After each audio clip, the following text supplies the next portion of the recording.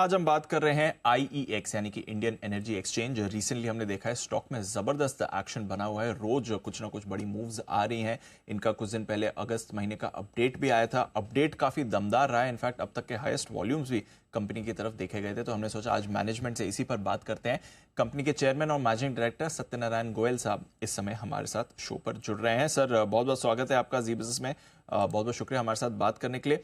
अगस्त बहुत ही बढ़िया वॉल्यूम्स रहे सर, जरा थोड़ा इसके बारे में बताएं और फिर आगे का आउटलुक क्या निकलता है ये भी बताएं सर।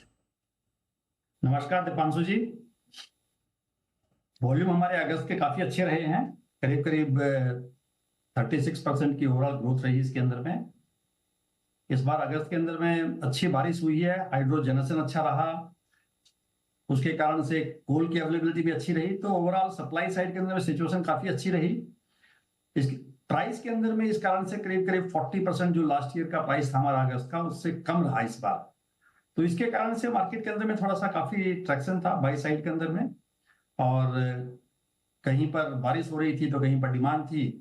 इस जो वेरिएशन इन डिमांड के कारण से, डिमांड सप्लाई के कारण से काफी हमारे यहाँ पर ग्रोथ अच्छी रही है। और आगे वाले आने वाले टाइम में भी हमें लगता है, अगर आप देखिए पिछले 5 महीने का ओवरऑल वॉल्यूम ग्रोथ हमारा करीब करीब 32-33% है अभी। तो मुझे लगता है कि इस साल के अंदर में it should be plus of 25% kind of number, but then let's see growth. Actually it is more dependent on the demand growth in the country. पिछले 5 महीने में डिमांड ग्रोथ जो है करीब करीब 7% रही है। लास्ट 2-3 सालों के अंदर में डिमांड ग्रोथ का यही पैटर्न रहा है 7-8% का, और इस साल भी ऐसा ही होने की उम्मीद है। तो उसको देखते हुए मुझे पूरी उम्मीद है कि हम अच्छी ग्रोथ अचीव करेंगे इस बार। चलिए बढ़िया सर। इनफैक्ट डिमांड साइड पर क्योंकि अब फेस्टिव सीजन भी आ रहा है, मानसून खत्म होने के कगार पर है, आखिरी महीना है और फेस्टिव सीजन भी आ रहा है, तो यूजुअली क्या ट्रेंड रहता है इन आने वाले महीनों में डिमांड को लेकर? नहीं, डिमांड ग्रोथ जो है normally through out the year यही 7-8-9% का रहता है, और आने वाले टाइम में भी रहेगा। देश के अंदर भी देखिए ऐसा इकोनॉमिक एक्टिविटीज काफी बढ़ रही है, इंडस्ट्रियल डिमांड भी काफी बढ़ रही है। वो कहते हैं ना कि इलेक्ट्रिफिकेशन ऑफ इकोनॉमी हो रहा है इस देश के अंदर में। अभी हर चीज की तरफ में गवर्नमेंट का एक झुकाव है कि इलेक्ट्रिफिकेशन किया जाए, रेलवे का इलेक्ट्रिफिकेशन किया जाए, इलेक्ट्रिक व्हीकल लाए, कुकिंग इलेक्ट्रिसिटी से हो। तो इलेक्ट्रिसिटी की डिमांड तो डेफिनेटली बढ़ेगी देश में। बढ़िया सर। रियल टाइम मार्केट में अच्छी ग्रोथ दिख रही है और डे अहेड मार्केट में भी ठीक ठाक थी। आगे ज्यादा ट्रैक्शन कहां पर दिखेगा सर? नॉर्मली दोनों मार्केट को मिलाकर के हमने देखा है कि 20-22% की ग्रोथ इन दोनों मार्केट में मिला के रहती है।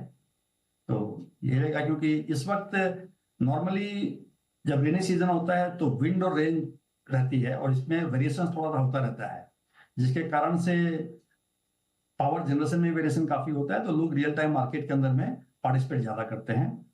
सितंबर के बाद में नॉर्मली डैम की वॉल्यूम ग्रोथ ज्यादा रहेगी। समझ गया सर।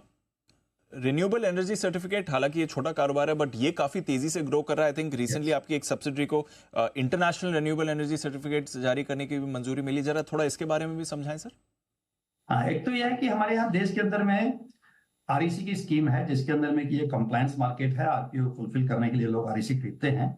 और इसमें इन्वेंट्री काफी अच्छी है, 3 करोड़ के आसपास की आरईसी की इन्वेंट्री है, जिसके कारण से आरईसी के प्राइस काफी कम हो गए हैं अभी।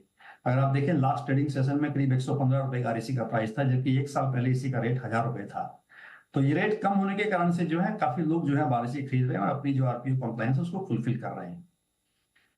इसके एडिशन में कुछ ऐसे भी प्रोडक्ट होते हैं जिसके जो कि आरईसी के लिए क्वालिफाई नहीं करते हैं, और वो एक इंटरनेशनल आईरैक है, इंटरनेशनल रिन्यूएबल एनर्जी सर्टिफिकेट, जो उसमें लोग बहुत से रजिस्टर करवाते हैं, बिकॉज आईरैक की इंटरनेशनल एक्सेप्टेंस ज्यादा है। तो इंडिया के अंदर में अभी तक जो है वो उनकी एक अपनी कंपनी आईरैक इश्यूज करती थी। तो अब उन्होंने जो है हमारी सब्सिडरी कंपनी जो आईसीएक्स है उसको इसको मतलब डेजिग्नेट किया है कि that we will be the now issuer in the India. और इसके अंदर में काफी करीब करीब 2000 पार्टिसिपेंट रजिस्टर्ड हैं इसके अंदर में।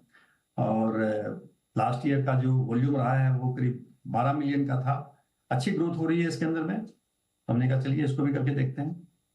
बढ़िया है सर, अच्छा है और अच्छा नया वर्टिकल आप ऐड कर रहे हैं। कुछ कैलकुलेशन है, कुछ अनुमान है कि आगे किस किस तरह का रेवेन्यू कंट्रीब्यूशन इस कारोबार से आ सकता है आपके लिए? नहीं, एक्चुअली क्या है ना, इसमें हम इश्यूअर हैं, हम ट्रेडिंग नहीं कर रहे हैं, इसलिए इसमें वॉल्यूम बिजनेस रेवेन्यू ग्रोथ बहुत ज्यादा नहीं होगा। बट देन ठीक है, कुछ कुछ नई एक्टिविटीज हैं ये तो। वो कहते हैं ना कि बूंद बूंद मिल सागर भरता। तो कुछ ना कुछ जो नई अपॉर्चुनिटी है, कंटिन्यू टू स्कैन दैट। बढ़िया सर। गैस एक्सचेंज पर किस तरह के वॉल्यूम्स फिलहाल देख रहे हैं, वहां पर भी कुछ अपडेट? गैस एक्सचेंज अच्छा चल रहा है, गैस एक्सचेंज का बिजनेस जो है काफी अच्छा चल रहा है। फर्स्ट क्वार्टर के अंदर में तो करीब करीब 170% की ग्रोथ थी। ओवरऑल 5 महीने अगर आप देखें तो इसमें भी 25% की ग्रोथ आ रही है गैस गैस एक्सचेंज में। और गैस के रेट भी थोड़े से अभी मॉडरेट हो गए हैं, तो पूरी पूरी उम्मीद है कि गैस का कंजम्पशन कंट्री में और बढ़ेगा और ग्रोथ यहाँ पर अच्छी रहेगी।